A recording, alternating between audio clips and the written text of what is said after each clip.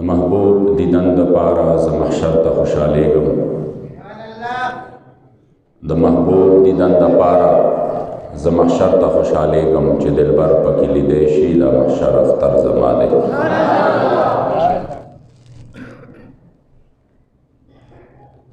ہزار ہزار عالم درستا کے ہر آن محبوبہ ہزار ہزار عالم درستا کے ہر آن محبوبہ لگے لگے کڑم شنصیب میں دا ایمان محبوبہ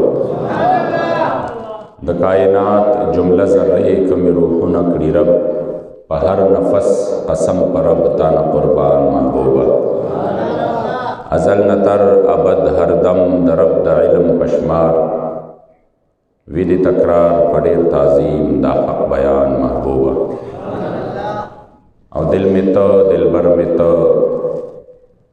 او جان میں تے روح میں تو جگر میں تو جانان میں تے زما مشک و عنبر نشت بے لتانا یا رسول اللہ زما مشک و عنبر نشت بے لتانا مشک میں تو عنبر میں تو ریحان میں تے اور نہ میں درشتا بے لتا نہ میں داروشتا درد میں تو دوا میں تو درمان میں تے زدبل گنج و گوہر محتاج نیما زدبل گنج و گوہر محتاج نیما شاہ میں تو بادشاہ میں تو سلطان میں تے استاد مخ پا صفحہ ستا پا تعلیم للم استاد مخ پا صفحہ ستا پا تعلیم للم پیر میں تو استاذ میں تو قرآن میں تے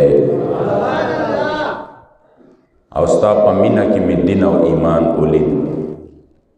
ستا پا مینہ کی میں دین و ایمان اولید دین میں تو اسلام میں تو ایمان میں تے او دا محمد امین زلطا پا منگل یوڑو دا محمد امین زلطا پا منگل یوڑو شوق میں تو اور ذوق میں تو درمان میں تے قال اللہ تبارک و تعالی فی شان نبینا مخبرا و آمرا ان اللہ و ملائکتہ یصلون علی النبی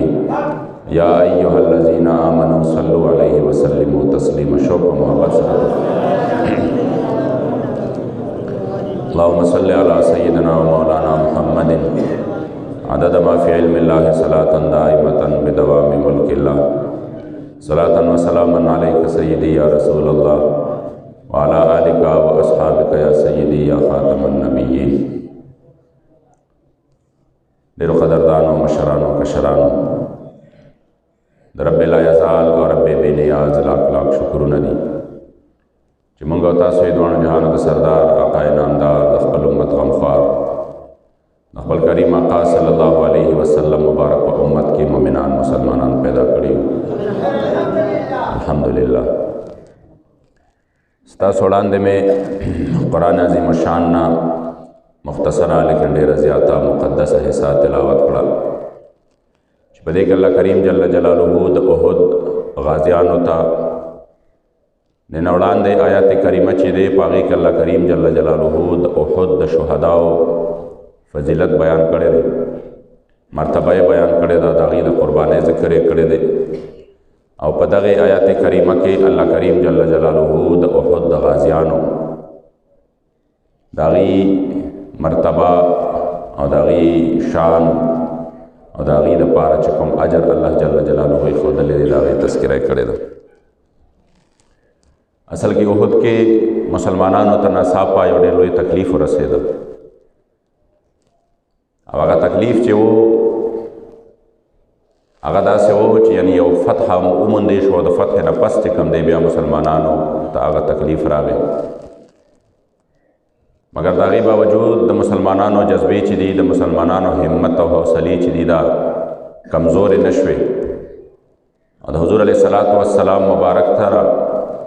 و سبال امان بیا چکم دے دا احد دا جہاد نا پس دا حضور پا آواز باندے بیا صحابہ لبائی کوئلے دے و دا حضور سر روان شوی دین و دا آغی تذکرہ اللہ پا قرآن کے کڑے دا غرض و مقصد دا خبر دا دے اسلام چے دے دا ہمیشہ دا یو جہد مسلسل نم دے دا تکلیفون نم دے دا مشقتون نم دے دا امتحانات نم دے یو انسان دے چرے دا نوئی چے ما کلمہ دا حضور دا مدینہ منوری دا جانان ویلے دا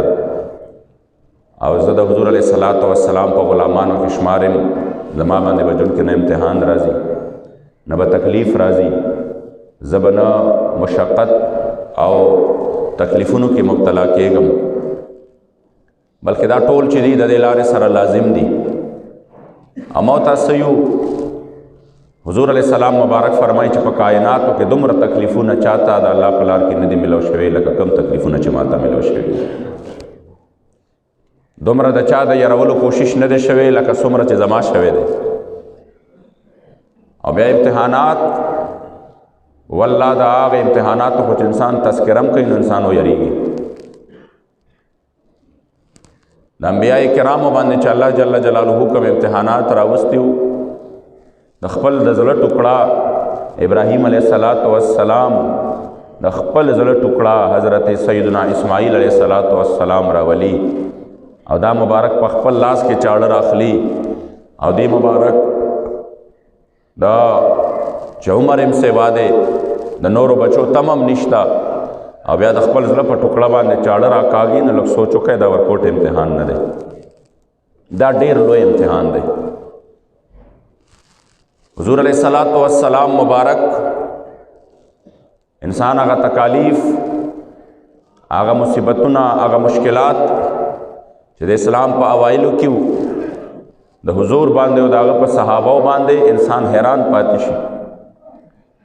زما د کریم آقا مبارک په مری مبارکه کې صادر اچول شوی دی. حضور علیه السلام مبارک تعالی یعوذ بالله ډېر عجیب عجیب الفاظ پکې سپورې خبرې، کنزلې، بد ردې، ویناګانې. همدارنګه د حضور علیه السلام مبارک سجده باندې پریوزي او د اوخې ګندګي چې اوخ حلاله شوې ده او د هغې نه ګندګي وتې د هغه راځي د حضور علیه السلام مبارک د پاسه اچولي کېږي. دا ټول تکلیفونه، بیا د حضور علیه السلام مبارک هجرت، بیا د هجرت د لارې تکلیفونه، د هغې نه وړاندې د حضور علیه السلام مبارک په دار ارقم کې کم کلونه تېرېږي. گویا کہ اسلام چې دی دا یو مسلسل د یو جهد، د یو کوشش، د امتحانات او د تکلیفونو یو نوم دی. د حضور علیه السلام مبارک صحابو کې وګوره ابوبکر صدیق د اسلام اولنی خطیب چې خطبه لولي او دا مبارک ودرېږي او کفار د مکې پې راغونډېږي نو دومره دې مبارکو باندې ګزارونه کوي چې مخې وله ټول په وینو کې لهو لهان، حتی چې د دې مبارکو پوزه چې وه پوزه مبارکه باندې په مخامخ نه دومره ګزارونه وشو چې دغې پوزې هډوکې مات شو او ټول مخ چې دی دا د وینو یوه فواره وه پې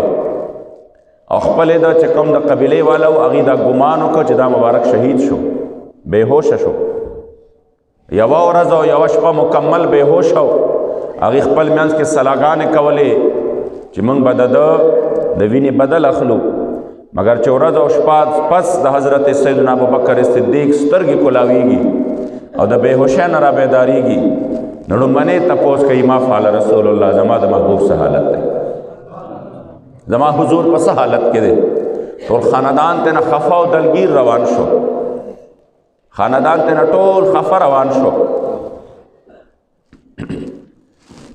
هغې وی عجیبه شخص مونږ دې په دومره غم کې مبتلا کړي یو، مونږ شپه ورځې تا ته جړاګانې وکړې، مونږ شپه ورځې ستا د بدلې دپاره چې کوم دی عزم وکړو او ته چې راپاسې هم دغه شخصیت نوم اخلې. هغې ته نه خفه روان شو.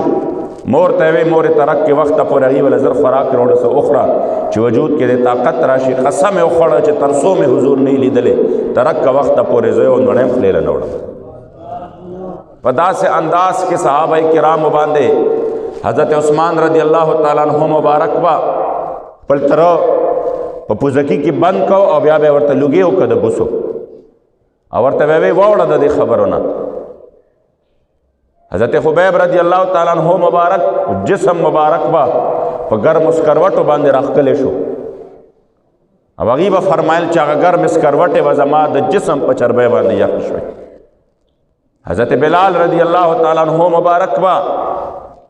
دی مبارک باندې با په ګرمو شګو کې کېښودی شو، غټ غټ به یې وله په سینه باندې کېښوده او یا به د عربو په دغه صحرایي ګرمه ګرمۍ کې چې په هغې کې انسان قدم نشي ښودی، په هغې کې به حضرت بلال په سینه باندې لوی ګټ پروت او دا مبارک به هلته کې پرېښودی شو. خو باوجود د هغې چا دا ګیلې شکوې نه دي کړې چې دا مونږ باندې په اسلام کې دا دومره تکلیفونه راله، نو آخر دا به څه کېږي؟ او دا مونږ چې کوم دی په اسلام ته رالو دلته خو ټول تکلیفونه دي، دا لار به واپس پرېږدو. په داسې حال کې هم استقامت او اخلاص دومره ډېر و چې قدم په قدم باندې به د حضور علیه السلام سره د وفا عهد کو چې یا رسول الله دا تکلیفونه دې د غره غوندې انبار شي، خو ستا د درد پرېښودو دپاره موږ سوچ هم نشو کولی. اوس عزتمندو د احد میدان ته وګورئ، مغرب دا غوښته چې مسلمانان سهولت پسند کړي. هغه عرب چې د هغې مردانګي مشهوره وه، هغه عرب چې د هغې چې کوم دی بهادري مشهوره وه، هغې له دومره چې کوم دی سهولتونه په چاپېر چم باندې ورکړئ او ژوند والا دومره اسان کړئ چې د ایسي نه بغیر د هغې یو سیکنډ هم بهر تېر نشي. او هغه دومره سهولت پسند کړئ چې هغه د غرونو زندګي وه چې د هغې یو قدم هم بغیر د ګاډي نه، جومات ته هم په ګاډي کې ځي، کور ته هم په ګاډي کې ځي، چې هغې ته جهاد کول، هغې ته د دین دپاره جدوجهد کول، دا یو داسې کار ښکاره شي چې سوچ هم نشي کولی د دی. هغه عربو چې د هغې باره کې مشهوره وه چې دومره بهادر به و، دومره چې وی به زمونږ د بهادرۍ علم دا دی چې کم دشمن مونږ ته شا کي، نو زمونږ د نیزې سره دا نه ښایي چې مونږ هغه دشمن په ملا باندې ولو، زمونږ د نیزې سره هم دا ښایي چې دا د بهادرو نیزه ده، چې دا نیزه د دشمن په سینه په ملا باندې نه بلکې دا نیزه د دشمن په سینه کې پیوسته شي. خپل ځان دپاره به شرم ګڼه چې څوک مانه منډه وي او زه پې ګزار وکړم، وی به مزه اله کوي چې سینه په سینه باندې راشي او بیا ما سره مقابله وکړي.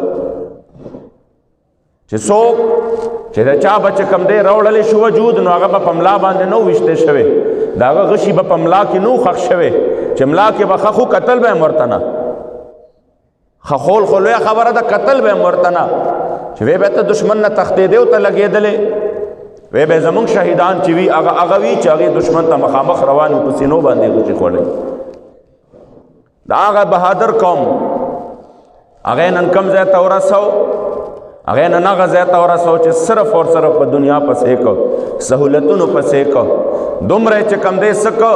هغې کې چې کم دی دا خپل زهر دومره پکې سرایت وکړو چې هغې اوس د هغې تاریخ تصور هم نشي کولی،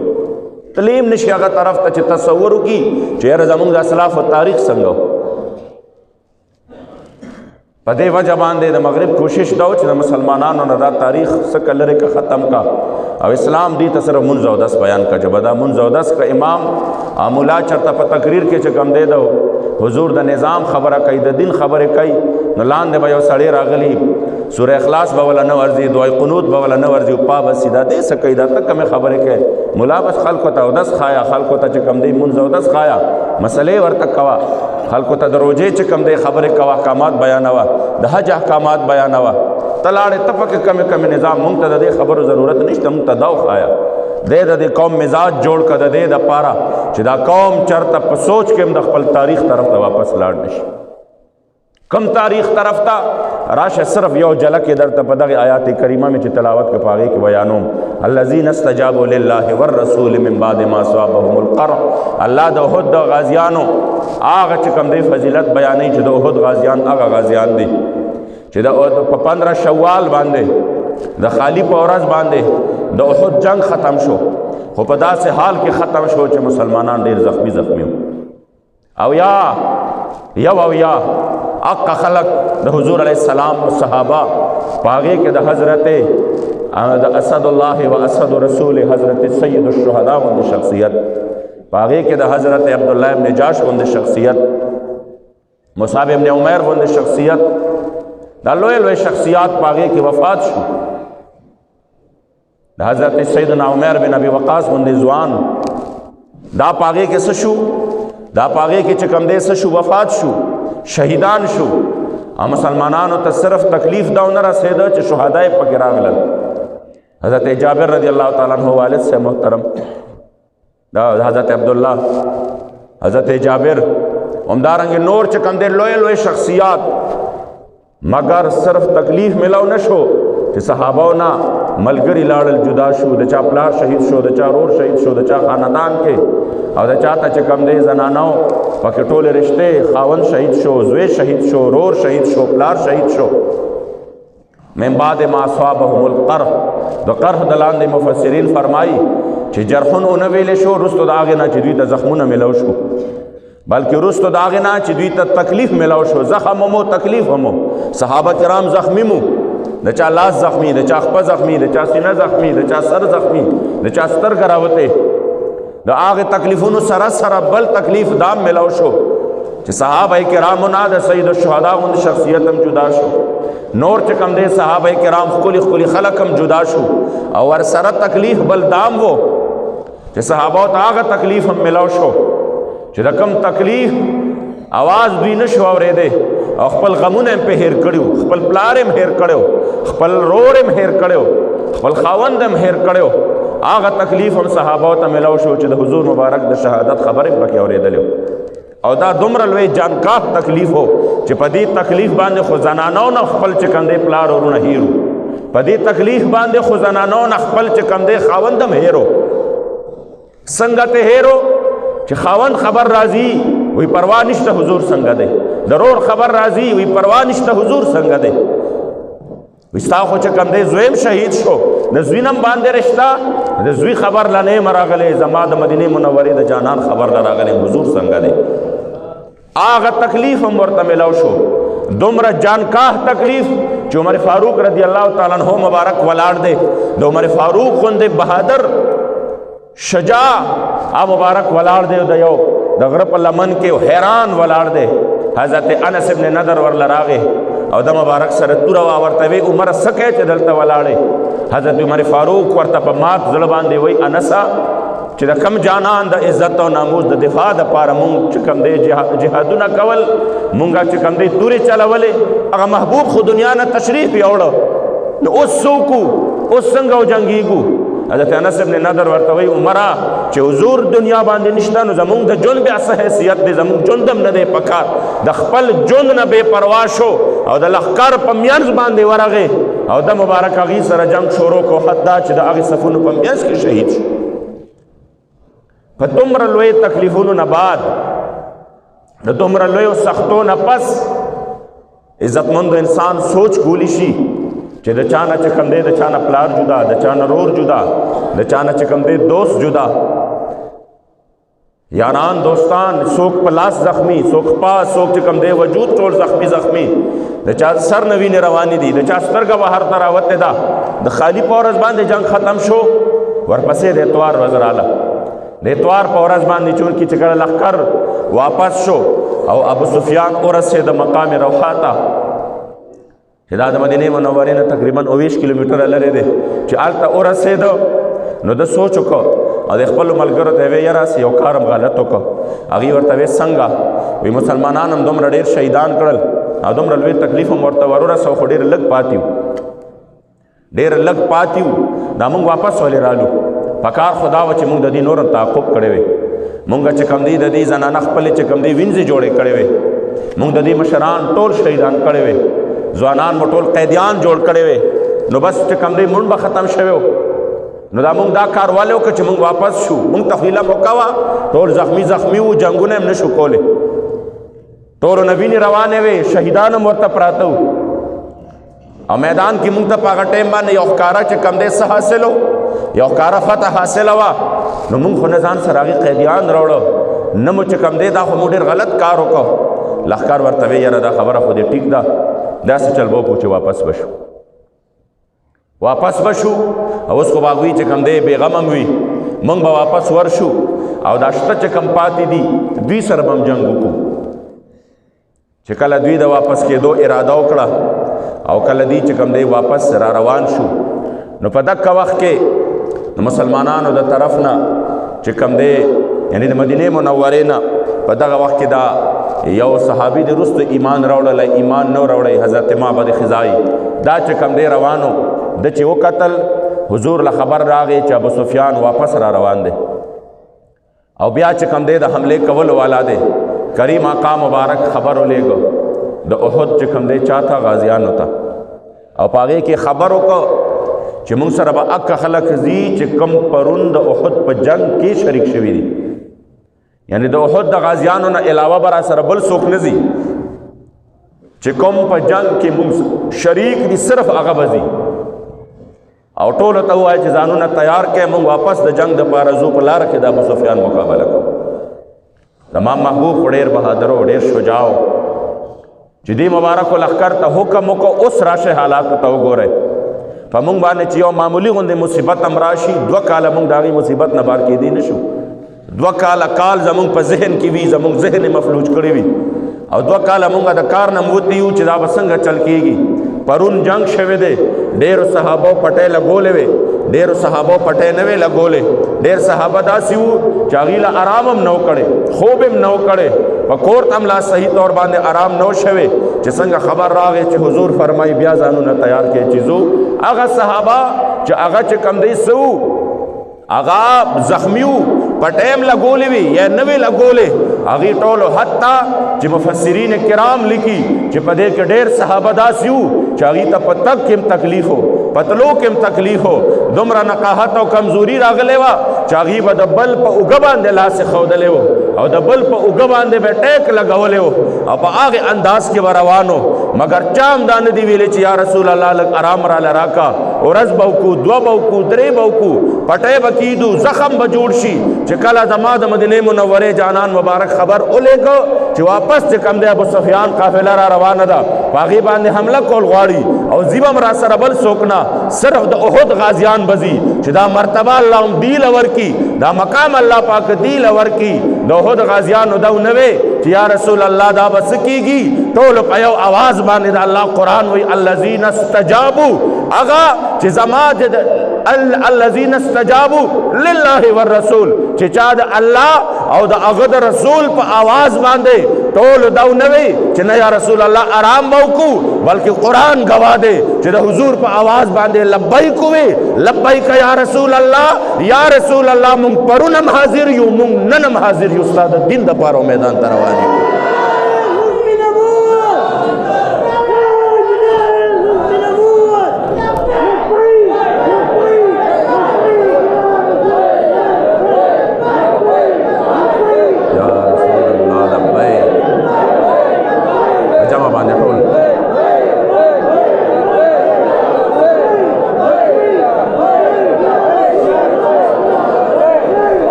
یو عظیمه کامیابی ورله ورکړه او دومره لویه کامیابي وه چې هلته چې دی لاړه او لاره کې ابو سفیان سره دغه کس ملو شو، ورته وی څنګه چل ابو سفیان ورته وی چې مدینه منوره باندې خو راغلی صحیح حساب کتاب، هغه ورته وی داسې حساب کتاب دی چې ما په لاره کې یو داسې لښکر ولیده، روب عزتمندو د اسلام دی، ما په لاره کې یو داسې لښکر ولیده چې په یو بل باندې ډډې لګولې وې، د زخمونو نه وینې روانې وې، چا پټۍ لګولې وې چا نه وې لګولې، مګر د هغې په سترګو کې چې ما کومه جذبه ولیده، د هغې په زړونو کې چې کوم عزم او ستاسو خلاف چې کوم د هغې چې کوم دی کوم عزم او شجاع او بهادر لښکر مې کتلی دی، نو هغه ورته څه وایي په شعر کې ورته وایي چې دا لښکر چې کوم دی دا داسې زه تا ته بیانولی نه شمه چې زه تا ته د هغې چې کوم دی هیبت بیان کم، زه تا ته د هغې مقام او مرتبه بیان کم، زه تا ته د هغې شجاعت بیان کم، خو د دې لښکر پته به هله لګي کله چې توره د تورې سره ملو شي، کله چې کوم دی څه غشې د غشې سره ملو شي، کله سینه د سینې سره ملو شي، بیا به تا ته پته ولګي چې دا لښکر په تا باندې څنګه لکه د زمرو غوندې راځي. ابو سفیان چې دا خبره واورېده هغه په ذهن کې روب راغی، ډېر سخت چې کوم دی څه چلو شو، دباو شو په هغه وخت کې چې دا خو رښتیا چې د دومره زخمونو باوجود دی په مونږ باندې په داسې عزم کې بیا په مونږ باندې را روان دي، دا هم نه چې چېرته کینی چې مونږ به دفاع کوو چې راورسي نو بیا به د غر نه چې کوم دی مونږ حمله کوو، نه الټه اوس په مونږ باندې را روان دي. نو چې دا خبرې لښکر هم واورېدې، لښکر هم ورته وی هسې بس تیاره فتح موندلې ده، ولې راله بیا چې کوم دی دا واپس هر څه په سر مړی، زه چې ځو واپس هم د اکه ځای نه روان شو، مسلمانان چې کوم دی راورسېدل مقام ته او دوی چې کوم دی څه هغه مقام چې هغې ته حمراء الاسد وایي، دا د مدینه منورې نه تقریبا 3-4 کیلومتره بهر یو ښکلی میدان دی، غرونه دي پکې، بیا میدان دی سور غونډه کې کاڼې دی. اکه میدان ته راورسېدل چې حضور له خبر راغی، 3 ورځې حضور نورم ایثار شو چې جانان مبارک له خبر راغی چې لښکر ټول واپس تښتېدلی دی او تاسو سره د مقابلې طاقت نشته دی. عزتمندو دا اسلام دی، دا اسلام دی چې دا بیا زخمونه هم تازه دي، شهدام چې کم دی لا د هغې غم هم هیر نه دی او لا انسان ته تکلیف هم ډېر دی، مګر د هغې باوجود الحمدلله د حضور د دین دپاره دا نشته چې یا رسول الله رام پکار دی بیا هم میدان کې ولاړ. ورپسې عزتمندو دویم آیات کریمه الذین قال لهم الناس ان الناس قد جمعوا لكم فاخشوهم فزادهم ایمانا. دا هم الله د حضور د غازیانو صحابو فضیلت بیانوي چې کله بیا وروستو چونکې ابو سفیان وعده کړې وه چې کله ورته حضور مبارک ته لاندې نه اواز وکړو چې کال له به مونږ بیا څه کوو، په بدر صغرا کې به مو زما ستا ملاقات بیا کېږي. حضور حضرت عمر فاروق ته وفرمایل ورته ووایه چې انشاءالله. کله کال راغې په دې بدر صغرا کې به چې کوم دی څه کېده، دا یو مقام و چې دلته کې به یو میله کېده، سالانه میله به وه، 8 ورځې به وه چې کله هغه کال 8 ورځې را نږدې شوې حضور علیه الصلاة والسلام مبارک د خپلو صحابو سره را بهر شو او را روان شو میدان ته. ابو سفیان چونکې وعده کړې وه نو هغه خپل لښکر تیار کړ را روان شو، خو چې څنګه لږ مزل یې وکړ نو په زړه کې چې کوم دی بیا یره راغله، الله پې د مسلمانانو روب بیا ور واچو. نو چې په زړه کې یره راغله نو یو کس ته یې ویې زه لاړ شه تو قاسم زه یې په مدینه منوره باندې لسو خان به درله درکړم، خو مسلمانان ویروه.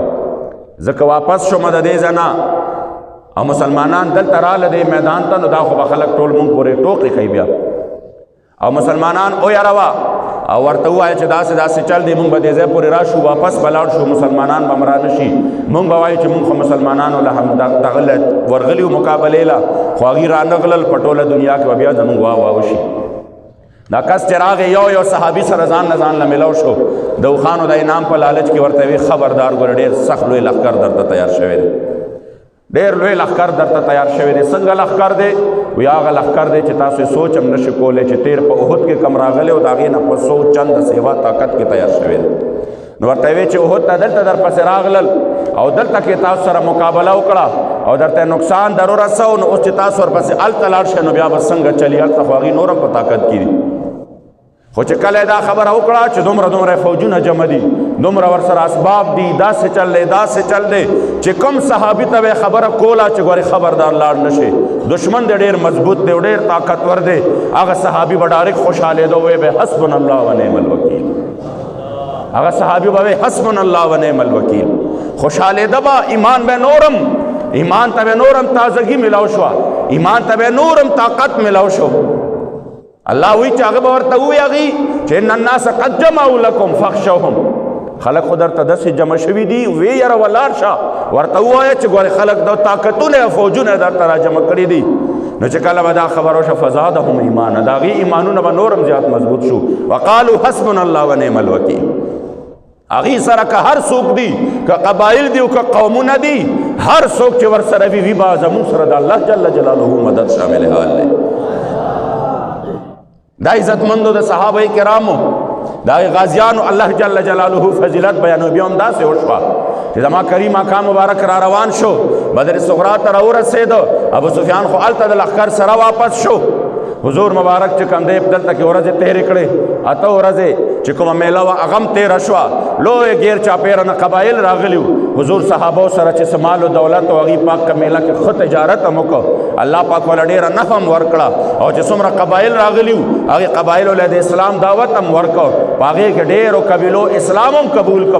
مکمل قبیلو، او په دې شان و شوکت سره مسلمانان واپس را روان شو چې د اسلام دعوت هم عام شو او تجارت هم وشو. الله پاک ولا دنیا کې هم چې کم دی نفع ورکړه او دنیا کې هم د هغې شان اوچت کړ چې تر اوسه پورې زموږ په زړونو باندې حکومت کوي، په آخرت کې هم ورله اجر عظیم دی. او چې کم کفارو د اسلام د دې طاقت په عوض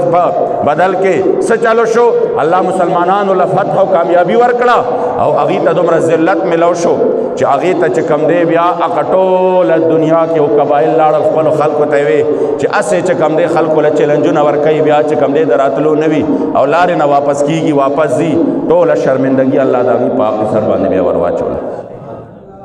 نن عزتمند اسلام چې دی اسلام د دقې